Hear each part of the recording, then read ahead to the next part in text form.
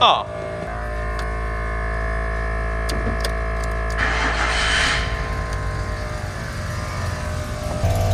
Hello everyone. I've got this Jetta on the ramp. I've not filmed any of it, but I've just finished. Well, finished. I've still got to do the loom. I'm waiting for a loom for it, but just finished bagging it, and I'm going to show you what it looks like. And then I get the Datsun back on the ramp and drop all the engine and subframe out. There it is, standard height off the ramp, under its own weight. It's got BBS RFs on it. It's obviously a Jetta Coupe. It's a 1.3 automatic, which keeps turning off. I don't think it likes a cold start. Yeah, it's quite clean. I've obviously got the air in the back that I've rigged up because we haven't got a loom, so that's all rigged up there. Wires and whatnot. The screen's actually broken on it. Where is the screen? So I can't see anything. Anyway, let's get outside and get it on the floor, and I'll show you what it looks like.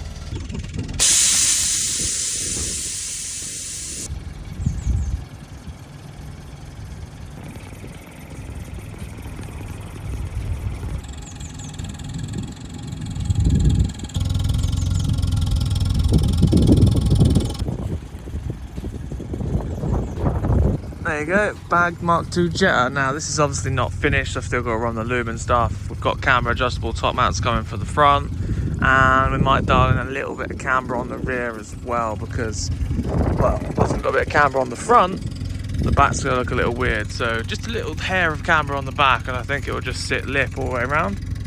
But I think it's pretty cool. It's quite cool to see a Jetta Coupe. Left-hand drive only cars. So yeah, there you go. So yeah, I didn't film any of that Jetta. I didn't think it was worth filming. Like, I've done quite a few bagged vehicles in the past. Now, I think it's quite hard to film bagging just a normal car. I know it's not a normal car, it's quite a niche, odd car, coupe Jetta.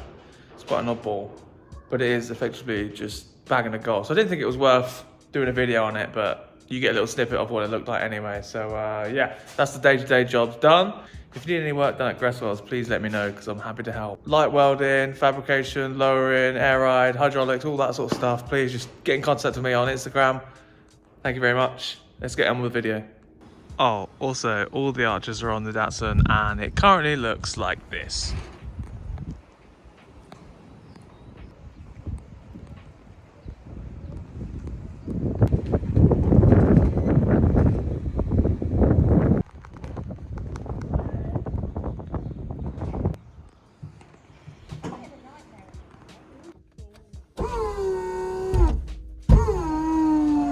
Well, that's the end of the hydros for the Datsun. As good as that looks, it is going race car mode. So it's now got on the ramp, so I can rip the engine out, hydros off, coilovers on. We've got those adapters made for this car, so yeah, it looks good, and I couldn't resist getting a picture for everyone. But it's going race car now. That slam is no more. Yeah, this is the last time that this engine will be in here. What I'm going to do now is take the bonnet off, take the engine off, drop the engine out the bottom of the subframe, suspension out, just get everything cleaned up, see if we can get access to those rusty bits down there. And then what I'm going to basically do is convert the car to coilovers, because it still needs to roll on Friday. It's currently Wednesday morning, so I should be fine, but basically we're converting it to coilovers. Like I said before, we've got the pins now, so I need to cut the hydraulics off the struts, put the new bits on, make it to coilovers, drop all the engine and gearbox out, and just basically get it ready to, you know, mock the rotary into it. Right, so strip that out, threw water everywhere. I tried to cable tie that up so I didn't drain loads of water, and just assumed that there'd be no water in the engine for some reason, and now it's all over the floor. I don't know why I thought that was going to be a good idea, but there you go. I'm going to take this off time lapse because there's lots of little tiny little things and bodges and wrong bolts and stuff where they shouldn't be. So it's taking a lot longer, and the time lapse will be 4 million days long. So I'm going to join you in a minute when this is dropped out the bottom.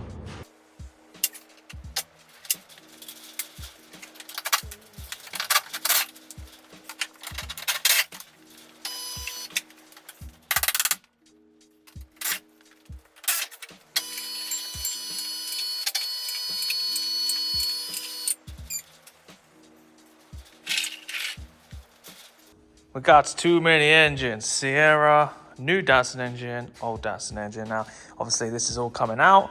This engine and gearbox is not going to be used. We've got an RX-7 gearbox to go on the Rotary, and then we got to take the subframe off of this, cut the original mounting points off the subframe, and basically I need to get this up in the car so the car's still rolling. But this is the front engine mount on the front of that Rotary.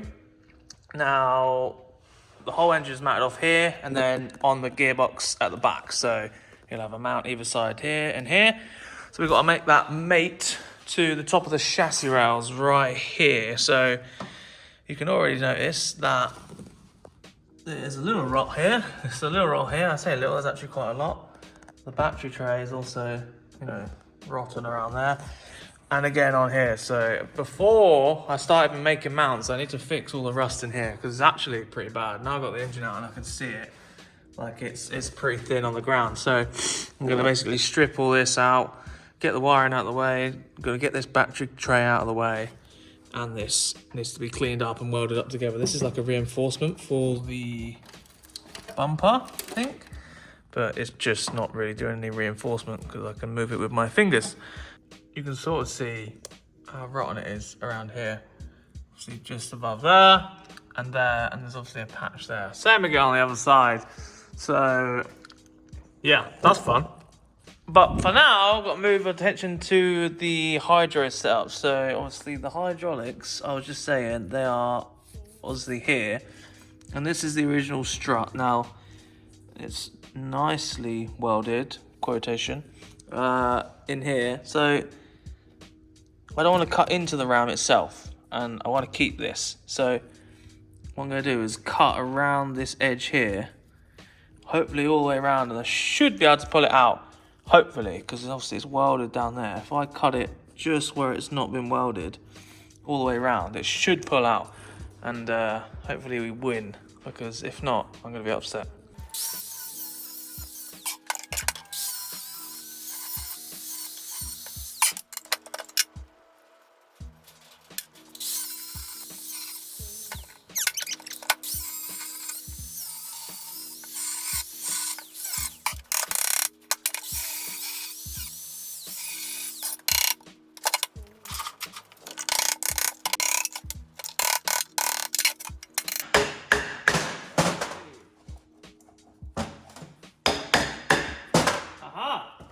There you go.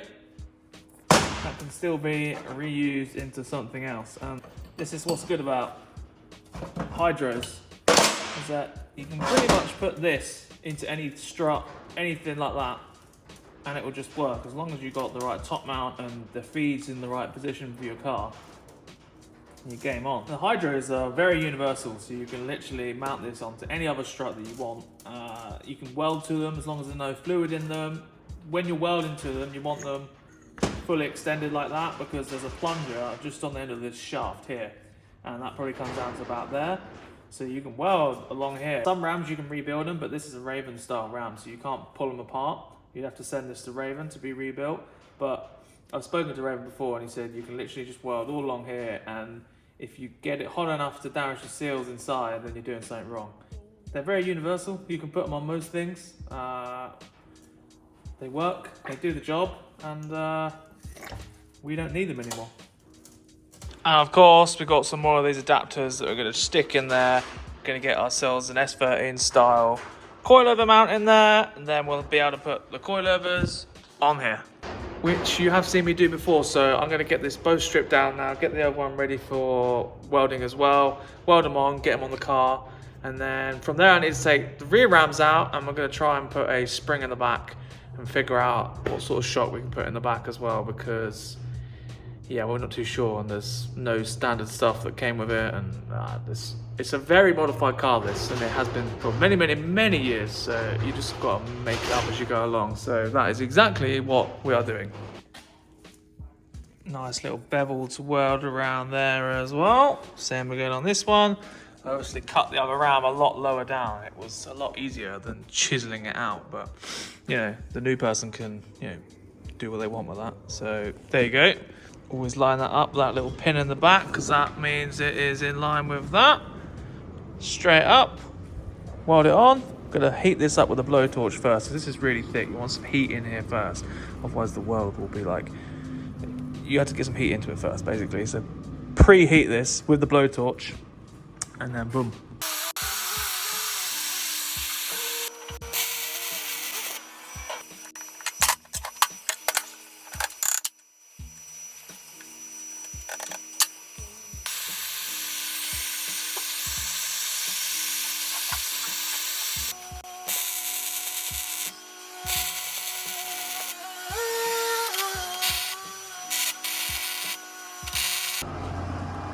S13 converted Datsun hubs. There you go.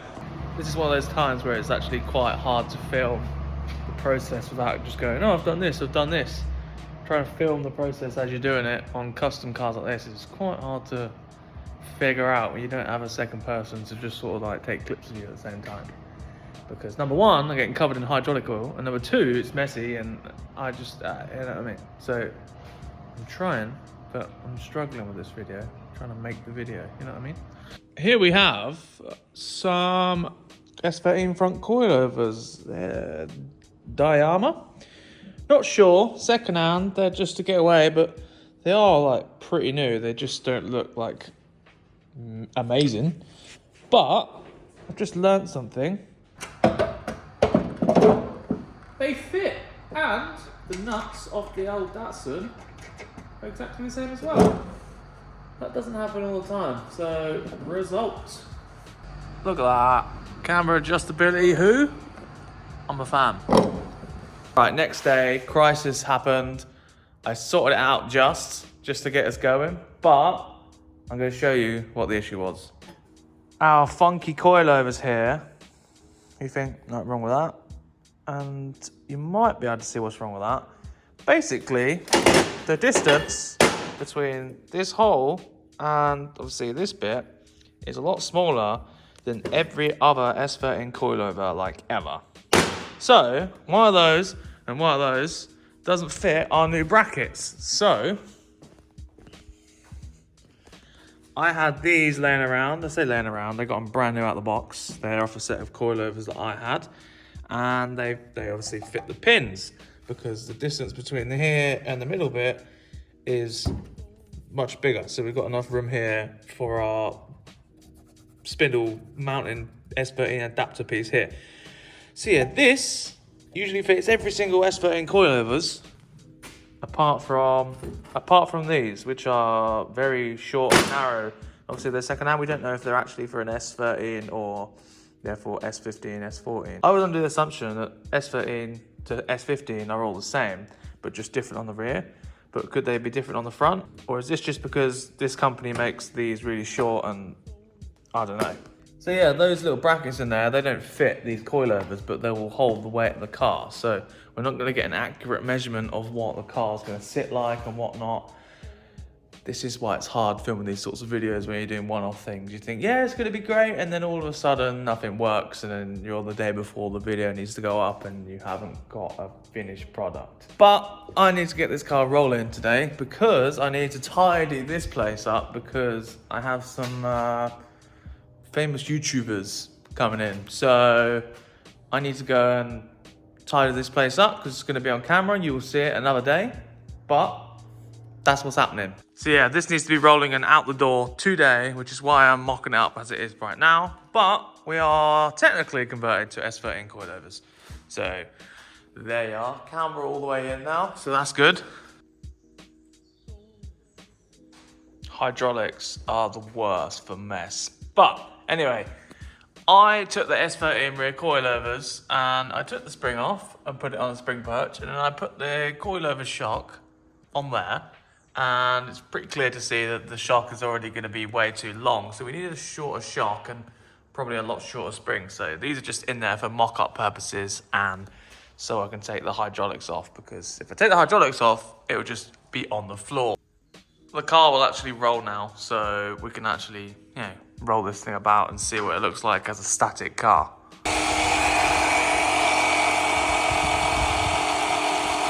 Anyway, it's stuck on the ramp right now. There's oil everywhere. No, this is a spring box. So those hydraulic lines go from there into this, and then the fluid transfer pushes on these springs, and then that's what allows you to have suspension on hydraulics. Okay, there you go. It's well, we figured out now that it's gonna need 14s on the rear and 13s on the front, so we can get the same arch gap front and rear. So we're gonna have a 14 on the rear, 13 on the front. We'll have a little bit of rake, because there is a little bit of rake there, as you can see, as in the front fitment's nice, but the rear is obviously massive arch gap. So we didn't realise that until, well, the arches were on really. They're gonna need a staggered set, so 13s on the front, 14s on the rear. So yeah, I've blitzed the place right now. The Sierra. So the Sierra giveaway is live, so please go and check it out, gresswells.com. Tickets are £13. We're going to sell 500 tickets. We've done about 150, 160 already. So it's pretty good. Only a couple of days it's been up, so get your tickets now because they are going pretty quickly. And yeah, that's just where we're at with the Datsun. Obviously, it's quite hard to film this, but I will start doing some videos and stuff on the rust and stuff if people want to see it. I'm not quite sure. I feel like rust repair is quite rubbish to watch, I can't lie. But what I need to do next is get the subframe out again. Obviously, I still need it rolling, which is why I put it back in. But to get the rotary in the car, I'll need to obviously bolt the gearbox up, line the gearbox to the tunnel, make sure the shifter's in the middle there, and wherever the rotary wants to sit in the engine bay, build a front mount that comes across onto this chassis rail and one onto there as well. And then I can put the subframe back on and hopefully it clears underneath here. If not, I will just, section the subframe. So yeah, the next video you see on this will be me mounting the rotary, I think. Or just fixing the rust. Or both, I'm not quite sure. This is one of the hardest videos to film because it's all like sort of custom stuff and it's all stuff that I don't know what's going to happen next. I'm just sort of figuring out as I go along. So filming things can be quite tricky, but I'm sure people will enjoy it nonetheless to see the progress and where we're going with things. So yeah, I've obviously cleaned the place out now. Got some YouTubers coming in tomorrow, which are going to do some filming on a special car that's coming through the workshop. So yeah, you will see that at some point. I'll let you know when that video is out. But yeah, thanks for watching. Have a good weekend. Goodbye.